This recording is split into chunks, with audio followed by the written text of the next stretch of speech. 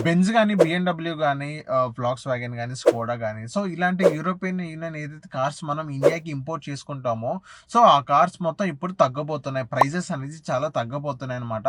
So ఇప్పుడు ఎవరైతే ఈ కార్స్ మీద చాలా ఇంట్రెస్ట్‌గా ఉన్నారో, సో వాళ్ళందరూ ఈ ఇయర్ ఎండ్ వరకు కొంచెం వాళ్ళందరూ వెయిట్ చేయండి.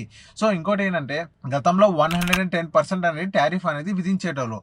సో ఇప్పుడు ఆ 110% కాస్త ఇప్పుడు ఒక 40% వరకు వాళ్ళు విధించడం జరుగుతుంది. సో ఆ 40% కూడా ఇంకా తగ్గించి 10% కూడా వాళ్ళు తీసుకొచ్చడానికి కొంచెం ప్లాన్స్ అవన్నీ ఉన్నాయంట. సో ఇప్పుడు ఎవరైతే ఇలాంటి కార్స్ మీద ఎక్కువ ఇంట్రెస్ట్ ఉన్నారో సో వాళ్ళందరూ కొంచెం వెయిట్ చేయండి. సో ఇది మొత్తం ఎందుకు జరుగుతుందంటే యూరోపియన్ యూనియన్ ఏదైతే ఉన్నారో సో వాళ్ళందరికీ ఒక ఇండియా టు యూరోపియన్ యూనియన్ ఒక మంచి ట్రేడ్ డీల్ అంటూ నడిచిందనమాట. So mother of all deals అని చెప్తున్నారు.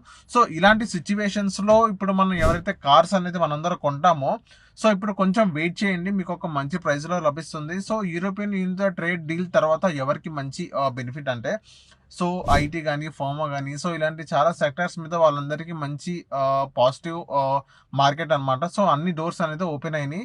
సో ఇలాంటి సిచ్యువేషన్స్లో మన గోల్డ్ అండ్ సిల్వర్ ప్రైస్ అనేది పెరుగుతుందా తగ్గుతుందా కింద కమెంట్ చేయండి.